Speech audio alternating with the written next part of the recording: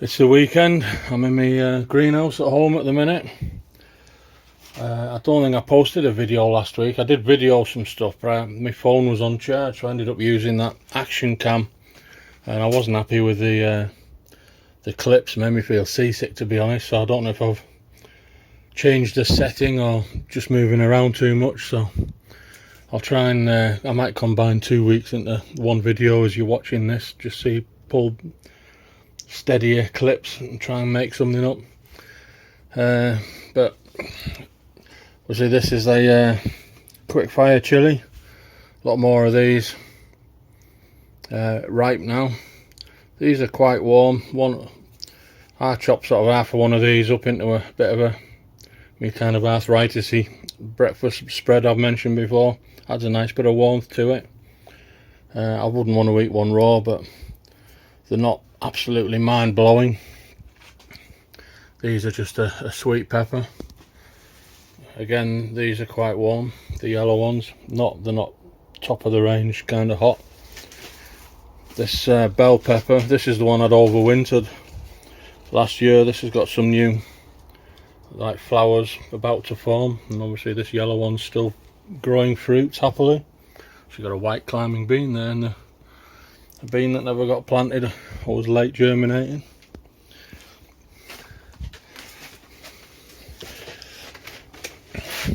Got one of these little mini cucumbers ready to harvest there, and there's a few more on the, well, they're going to rot them. I think if you don't knock the flower off in time, they get that same sort of blossom end rot that tomatoes can get, and it just rots the fruit. Like that one just rots it. This is the pot black chili. This has got quite a few new flowers on, these little purple flowers.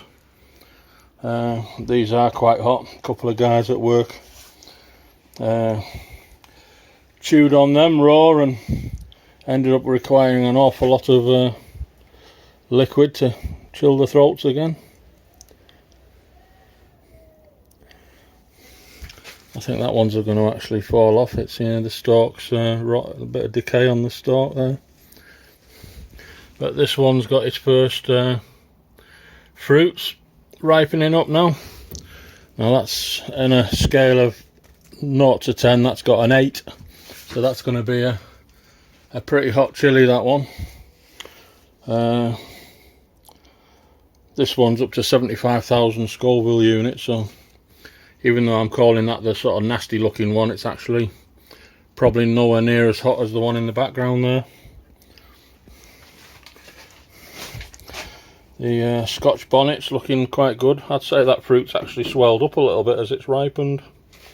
Now these are like 250,000 Scoville units, or up to 260, something like that. So they are pretty hot, but in the grand scheme of things, when you get onto these Dorset Nagers and things like that, are they a couple of million or something? So this is still a fairly timid one, even though it'd be hotter than anything I'd probably endeavour to eat. You'd need a huge pan of stew to dissolve one of them in for me. So still getting some it's actually really hot outside today. I think this week is set to be a pretty hot week. It is 30 Celsius in the greenhouse at the minute. It's in sun at the minute, the greenhouse. That's, what's that, about 88 Fahrenheit. So the beefsteak tomatoes ripe. I shall probably pick that today. Not sure what's going on with these others, all blotchy. I suspect that's some sort of a disease. I've not been eating those. Still plenty of these others ripening up. Black cherries that aren't black. A few more bits of decayed leaves I could do with chopping down. But everything's looking okay in here. I did give it a bit of a water yesterday. I'm going to go outside.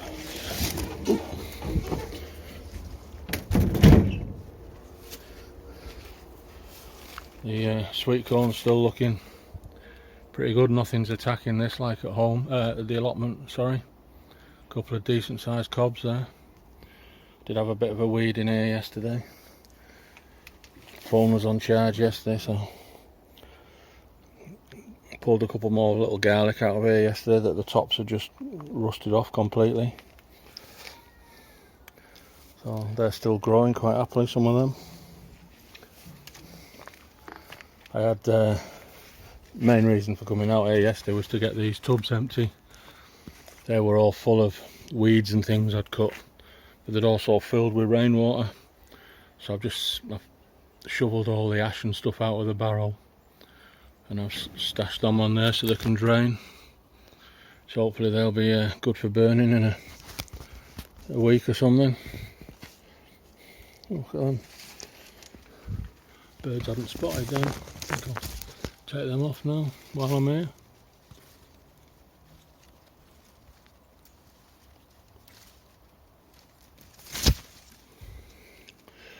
Oh, they're lovely and ripe, they are.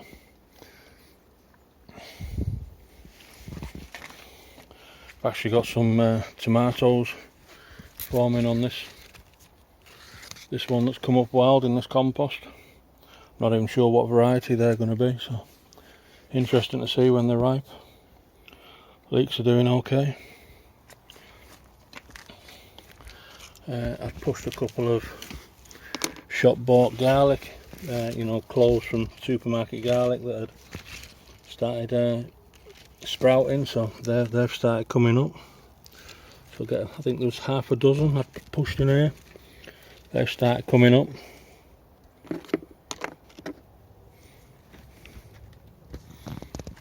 See, the beetroot and these cabbages have got a bit more room and light now.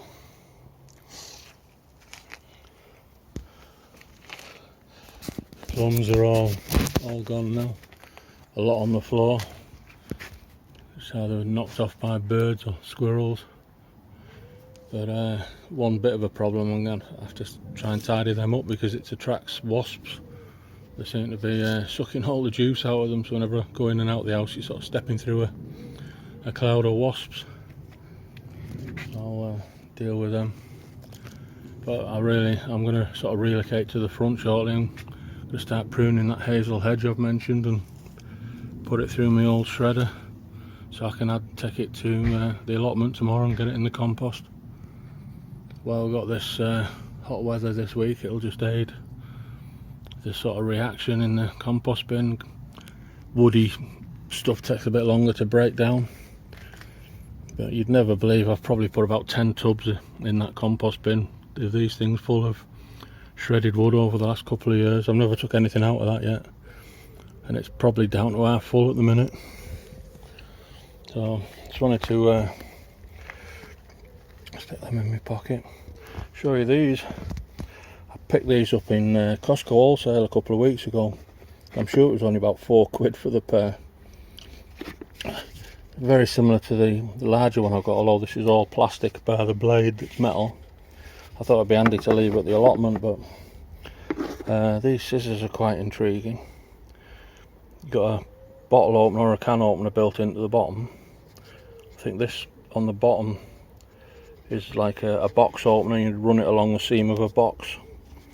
That in the top is actually a ceramic sharpening stone, so you can split the scissors when you need to, and they're already set at an angle for when you sharpen. You push it through the, can't really show you doing that one-handed, but it fits perfectly, so you can sharpen each blade, put them back together.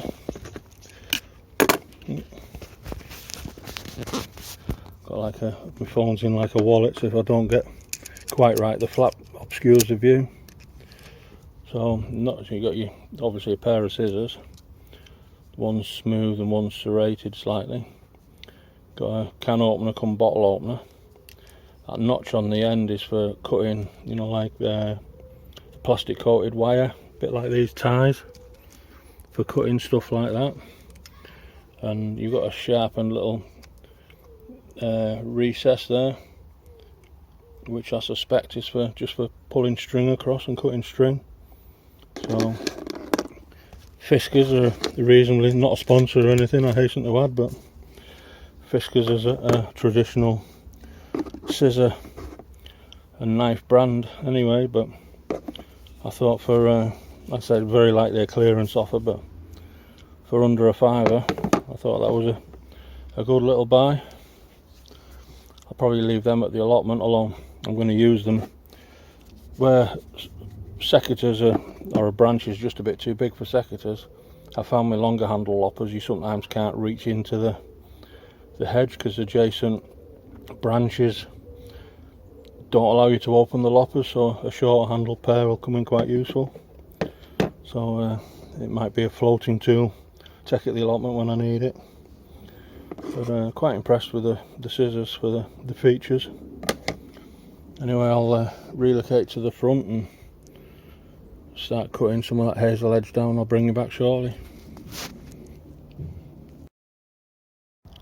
One rather overgrown hazel hedge, so I need to give this a prune back to the sort of grass edge, and at the front there's a small grass verge at the front, there's no footpath, and the branches kind of lean right out, so I've got to sort all that out. I'll start cutting some branches, and I probably won't be talking and filming doing it because I can't hold the camera and do that at the same time, but equally I need to wear like my old sort of COVID face mask while I'm doing this, because the wood dust from the chipper really affects my chest. So I'll have earplugs in, safety glasses, and this thing covering my mouth and nose, so I'll bring you back in a bit. Can you tell the difference? Doesn't look any different, does it? But this is all on the floor now, big mountain of the stuff. So it might have to be a two-prong attack, this. I suspect this will fill all three of them buckets, and means the hedge has still got some greenery to keep photosynthesizing. But I'm going to fire the shredder up now and feed all this lot through. Here's the shredder. It's quite an old thing. I must have had it over 10 years. Metal body thing. It's actually called a composting shredder. So it's designed for chopping it up into small pieces. It's like a giant pencil sharpener, for want of a better description. But it does munch it up, so I'll bring you back in a bit.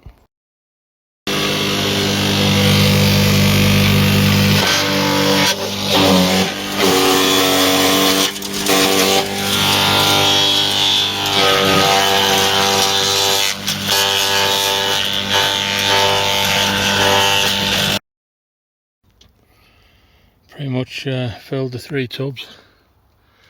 Now in the back of my car, ready to drop at the allotment tomorrow. I'll have to be careful opening the windows. Last time I did this I cranked the window a bit too far, and I don't know if anyone remembers, there was a TV game show where the contest or the finalists ended up in like a glass sphere with all tokens floating around inside that to grab as many as they could to turn into winnings. Well, the inside of my car was like that when I opened the windows a bit too far. All this stuff just flirted around the inside. Took quite a bit of cleaning. Got a ladybug there, I'll have to try and get back outside. Put him on the roof of the car. So, this is the stuff I didn't get through the shredder. So it looks like I know what I'm doing on Tuesday when I get in from work. Still a bit there to push through and chip, but this stuff I'll probably tip back around the base of the hedge and acts like a mulch, and I'm pretty sure I'll get hedgehogs living in it over winter as well. So I also save some of the thicker branches each time. These are some from last time I pruned it, drying them out. I have one of these gasifier twig stove things that I sometimes take with me when I'm fishing. So I chop these down into sort of 2 to 3 inch pieces and use them in the gasifier stove. I'll show that working sometime in one of the videos, put a pot of coffee on or something, show it working. So that's me for today.